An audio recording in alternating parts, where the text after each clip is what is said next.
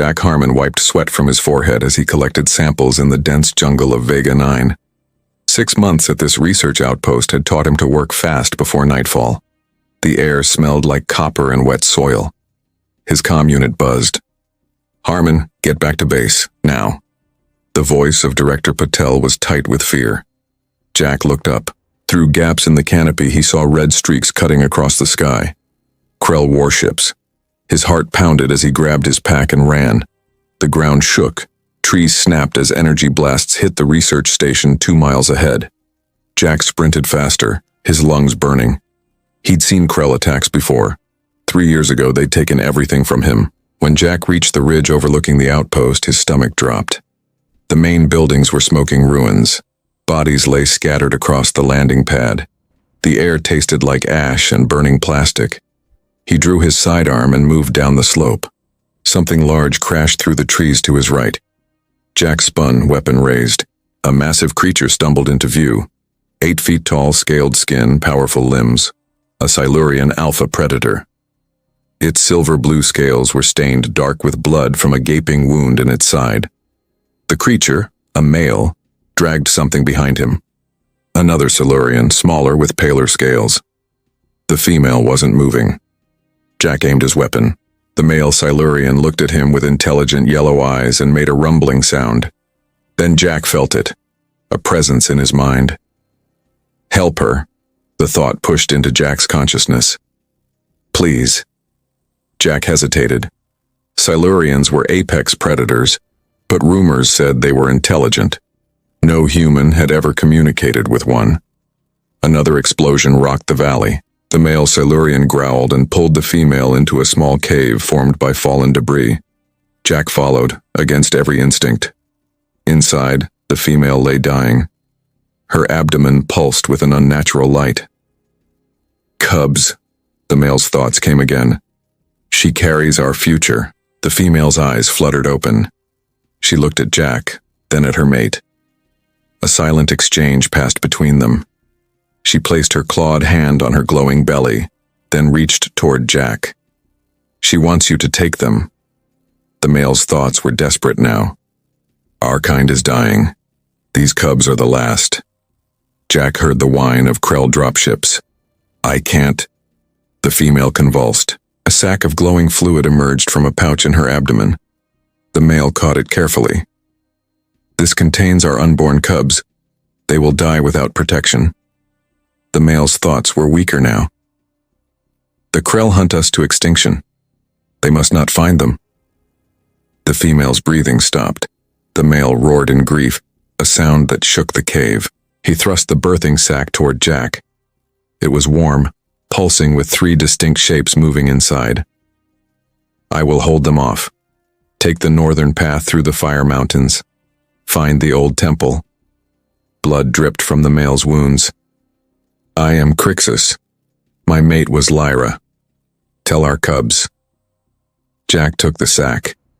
It felt alive in his hands. Crixus turned toward the cave entrance where Krell voices could now be heard. "Go. Now." Jack slipped out the back of the cave, the precious sack tucked inside his jacket. Behind him, he heard Crixus roar as he charged the Krell soldiers. As Jack ran toward the distant mountains, the ground shook with an explosion that lit up the darkening sky. He looked down at the pulsing sack against his chest. The cubs inside weren't just the last of their kind.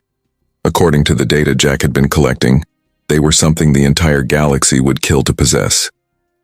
Jack climbed the steep volcanic slope, one hand gripping rock, the other pressed against the birthing sack tucked inside his jacket.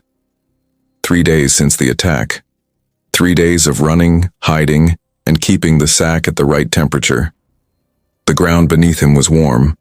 Steam vented from cracks in the black rock, perfect for the sack, which needed heat but dangerous for Jack. His water supply was almost gone. He paused to check the sack. The 3 shapes inside moved less than yesterday. Not good. "Hang on," Jack whispered. He wasn't sure why he talked to them. Maybe because he was alone. Maybe because he'd failed to save someone before. The memory hit him hard. His wife, Sarah, their daughter, Emma, both gone when the Krell bombed the civilian transport leaving Proxima Colony. Jack had been on assignment. He survived. They didn't. A sound cut through his thoughts. The high-pitched whine of a Krell scout ship. Jack pressed himself against the rock face as the ship passed overhead. They were still hunting. When the ship disappeared, Jack moved again, faster now. The mountain path narrowed. Ahead, he saw what looked like carved stone. Not natural. The path opened to a flat area. Ancient columns rose from the ground. A Silurian temple, just as Crixus had said. Jack stepped inside the crumbling structure. The walls were covered with carvings. Silurians fighting. Silurians protecting something. Jack moved deeper into the temple, following the story on the walls. In the central chamber, a stone altar stood. Jack placed the birthing sack on it, relieved to rest his arms. The sack seemed to glow brighter here. Jack studied the carvings around the altar. They showed Silurians with special powers. One controlled fire, another controlled machines. The third connected minds. Weapon cubs, Jack muttered. The Silurians had engineered these cubs for war. A crack echoed through the temple. Jack spun around, weapon drawn. Nothing there. Then he realized the sound came from the sack. One of the shapes inside was pushing against the membrane. A small claw punctured through. Not yet, Jack said. Too soon. The sack membrane tore wider. A small head emerged. Tiny yellow eyes blinked at Jack. The newborn cub was no bigger than a house cat, with silver-blue scales like its father. Jack reached out cautiously. The cub made a chirping sound and pushed its head against his hand. Suddenly, Jack felt a presence in his mind, just like with Crixus, but weaker, confused. Safe? The thought wasn't a word exactly, more like a feeling with meaning. Yes, Jack thought back. Safe for now. A blast shook the temple. Dust fell from the ceiling. The cub squeaked in fear. Jack grabbed the sack with the 2 remaining cubs and the newborn. He peeked outside. A Krell landing craft had touched down 50 yards away. Soldiers in black armor poured out, led by a taller figure with red markings. Commander Vex, the most feared Krell hunter. Find the human and the Silurian spawn, Vex ordered. Kill him. Capture them. Jack retreated deeper into the temple. The newborn cub trembled against his chest, its mind reaching for his in fear. Quiet, Jack thought to it. I'll protect you. The cub's eyes met his. Jack felt something unexpected. Trust. He'd planned to find a safe place to leave the cubs. Now looking at this tiny creature, he wasn't sure he could. A Krell soldier appeared at the temple entrance. Jack ducked behind a column. The newborn cub suddenly went still. Then it projected a thought so clear it stunned Jack. Danger coming. 3 steps away, Jack pressed against the cold stone wall. The newborn cub tucked against his chest. The Krell soldier moved closer, armor clicking with each step. Jack held his breath. The cub, which Jack had started calling Scout, sent another warning thought. Behind 2. Jack glanced back. A second soldier approached from the rear of the temple. They were trapped. Scout suddenly squirmed free from Jack's grip. Before he could grab the cub, Scout darted across the floor. The movement caught the first soldier's attention. There. The Krell raised his weapon. Jack fired 3 quick shots. The soldier fell. The second Krell turned toward the noise and Jack took him down too. More coming, Scout's thought pushed into Jack's mind. Jack scooped up Scout in the birthing sack with the 2 remaining cubs. He spotted a narrow passage behind the altar and squeezed through. The passage led to a steep tunnel that descended into darkness. Jack activated his light and moved quickly downward. The air grew colder with each step. After an hour of climbing down, they emerged onto a vast ice field. Mountains rose in the distance. The temperature had dropped dramatically. Great, Jack muttered. From fire to ice. The birthing sack was cooling too quickly. Jack wrapped it in his thermal jacket and pressed it close to his body. Scout climbed onto his shoulder, small claws digging into his shirt. Cold. Scout's thought was tinged with discomfort. I know, buddy. We need to find shelter. Jack trudged across the ice field. His boots crunched on the frozen surface. The wind cut through his clothes. Without his jacket, he would freeze soon.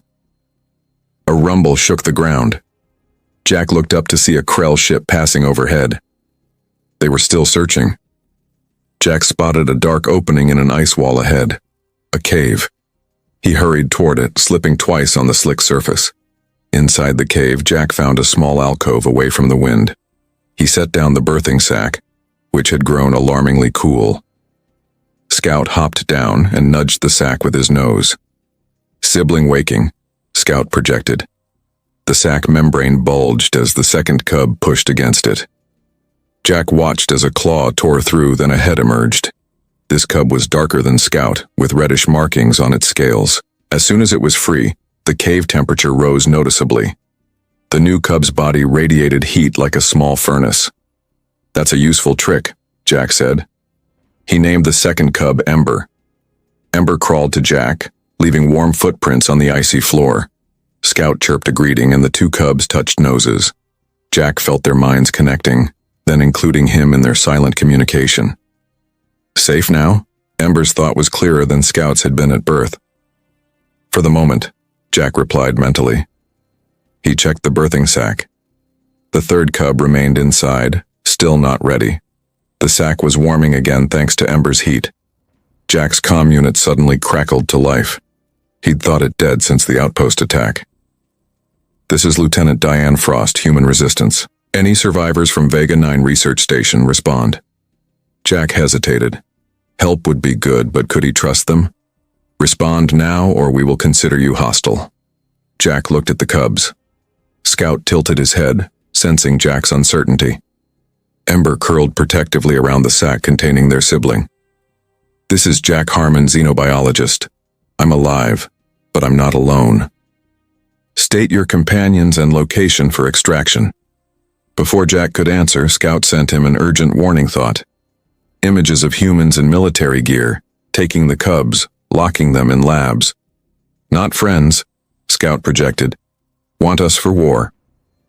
Jack stared at the small creature. How could Scout know that? The cave entrance suddenly lit up with spotlights. Armed figures appeared in silhouette. "Hands up, Harmon," called a female voice, "and surrender the Silurian specimens now." Ember growled, the temperature in the cave rising dangerously. The ice walls began to melt.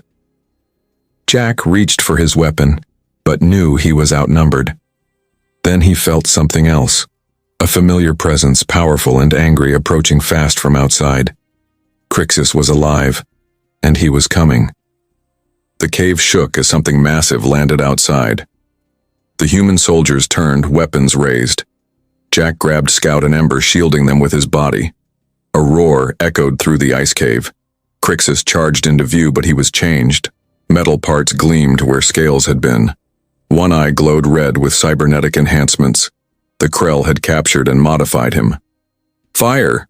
shouted Lieutenant Frost. Bullets pinged off Crixus's metal parts. He swatted two soldiers aside like toys. The others scattered, diving for cover. Jack seized his chance. He scooped up the birthing sack with the third cub and ran deeper into the cave, Scout and Ember clinging to his shoulders. "Stop him!" Frost yelled. A bullet grazed Jack's arm. He stumbled but kept moving.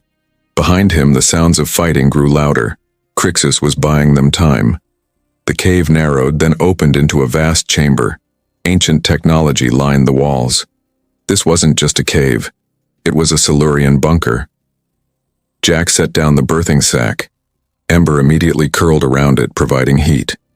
Scout jumped down and scampered to a control panel on the wall. The small cub placed his paw on it and the panel lit up. "What are you doing?" Jack asked. Scout didn't answer. The cub seemed focused on the ancient technology. Symbols flashed across screens Jack hadn't noticed before. The birthing sack began to pulse with bright light. The third cub was coming. Heavy footsteps approached from the tunnel. Jack raised his weapon, then lowered it when Crixus appeared. The massive Silurian was wounded again, blue blood mixing with oil from his mechanical parts. "You protected them."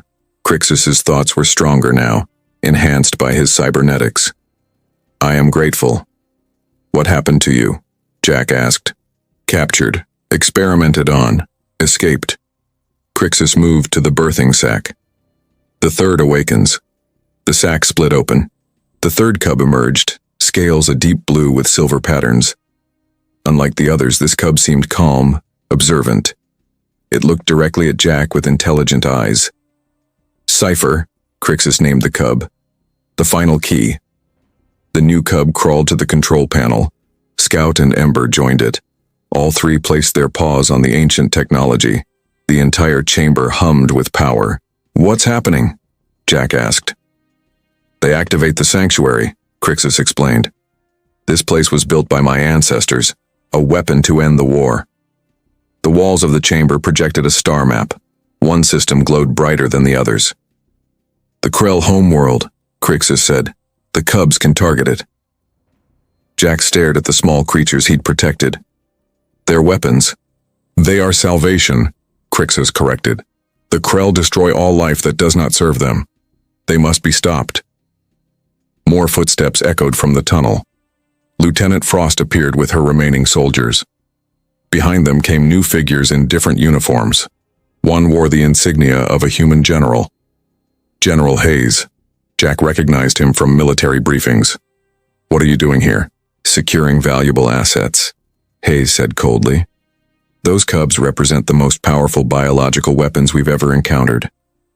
"They're not weapons." Jack moved to stand between the general and the cubs. "They're the last of their kind.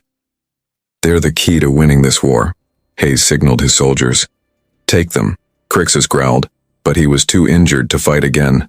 The cubs huddled together, frightened. Suddenly, Cipher, the newest cub, looked up at Jack. A complex thought entered his mind. Not just words, but complete understanding. "We chose you as guardian," Cipher communicated, "because you see us as living beings, not weapons." Jack felt something change inside him. A connection formed between him and the cubs stronger than before. He could feel their fear, their trust in him. "I won't let them take you," Jack promised. "You don't have a choice, Harmon." General Hayes raised his weapon. "Actually, he does." Lieutenant Frost suddenly turned her weapon on Hayes. "And so do I." She looked at Jack. "The resistance isn't what you think. We work with the Silurians." Hayes laughed. "Traitor. The Krell will be here any minute. I signaled them our location." The chamber rumbled as Krell ships approached outside. Jack looked at the cubs, then at Crixus, whose eyes showed a terrible truth. This wasn't just about saving 3 cubs anymore. The fate of entire worlds now rested in Jack's hands. The chamber shook as Krell bombs hit the ice field above. Cracks spread across the ceiling. Time was running out. "We need to activate the defense system now," Frost said, keeping her weapon on General Hayes. Jack looked at the 3 cubs. They huddled together on the control panel, their small bodies glowing with energy. Scout, the telepath; Ember, the firemaker; Cipher, the tech controller. Together, they were the key. "How?" Jack asked Crixus. The injured Silurian limped to the center of the room. "They must connect with the Guardian. With you." "Me? I'm just a xenobiologist." "No." Crixus's thoughts pushed into Jack's mind. "You were chosen long ago. Your DNA was modified by my people. That is why the cubs bonded with you." Another explosion rocked the chamber. Part of the ceiling collapsed, crushing 2 of Hayes' soldiers. "Enough talk," Hayes shouted. He fired at Frost, hitting her in the shoulder. She fell, dropping her weapon. Jack lunged for Hayes, tackling him to the ground. They struggled for the gun. Hayes was stronger, military-trained. He slammed Jack against the floor. "The cubs belong to Earth forces," Hayes snarled. "With them, we'll control the galaxy." The cubs watched the fight, their eyes wide with fear. Cipher suddenly jumped from the panel and ran to Jack. The small cub touched Hayes' hand on the weapon. The general screamed as his tech implants malfunctioned. His weapon fell useless to the floor. Jack pushed him away and grabbed the gun. "Jack," Crixus called. "The cubs, now." Jack ran to the control panel. Scout and Ember made room for him. He placed his hands beside theirs on the ancient surface. "What do I do?" Jack asked. "Open your mind," Crixus instructed. "Let them in." Jack closed his eyes. He felt the cub's consciousness touch his. Scout connected their minds. Ember provided the energy. Cypher translated the ancient technology. Images flooded Jack's mind. The Silurian history, their fall, their plan for rebirth. The cubs weren't just weapons. They were the start of a new beginning. The chamber hummed louder. The star map expanded, showing hundreds of Krell ships approaching. "It's working," Frost said, pressing a hand to her wounded shoulder. Hayes laughed bitterly. "Too late. The Krell mothership is already here." The ceiling exploded inward. Krell soldiers dropped into the chamber on cables. Commander Vex landed in front of them, his red armor gleaming. "The cubs," Vex demanded. "Now!" Crixus roared and charged Vex. The two crashed into the wall, locked in combat. More Krell poured in, firing at Jack and the cubs. Jack shielded the small creatures with his body. A blast hit him in the back. Pain exploded through him. He fell to his knees but kept his hands on the panel. "Stay connected," he gasped to the cubs. The cubs pressed closer to him. Jack felt his strength fading. The room darkened around him. Then something unexpected happened. The cubs began to glow brighter. Their energy flowed into Jack, healing his wound. His mind expanded, connected now to the entire Silurian network. Jack stood, power surging through him. He raised his hand. The Krell weapons stopped working. Their armor systems failed. Vex broke away from Crixus, staring at Jack in shock. "What are you?" "Their guardian," Jack answered. The chamber transformed. The ancient technology activated fully. A pulse of energy shot upward, through the ice, into space. The Krell mothership, visible through the broken ceiling, shuddered as the pulse hit it. Crixus limped to Jack's side. "It is done. The signal will disable all Krell technology in this system." Vex and his soldiers retreated, their weapons and armor useless. Hayes sat defeated against the wall. The cubs climbed up Jack's arms to his shoulders. Their minds touched his, filled with trust and something like love. "What happens now?" Jack asked Crixus. The big Silurian looked at the cubs, then at Jack. "You are their alpha now. They chose you." Frost approached, her wound bandaged. "The Resistance has ships waiting. Other species are joining us. This victory will change everything." Jack felt the weight of 3 small lives on his shoulders. He had failed to save his family once. He wouldn't fail these cubs. "Then let's go," Jack said. "We have a galaxy to rebuild." As they left the ancient chamber, Jack felt the cub's thoughts merge with his.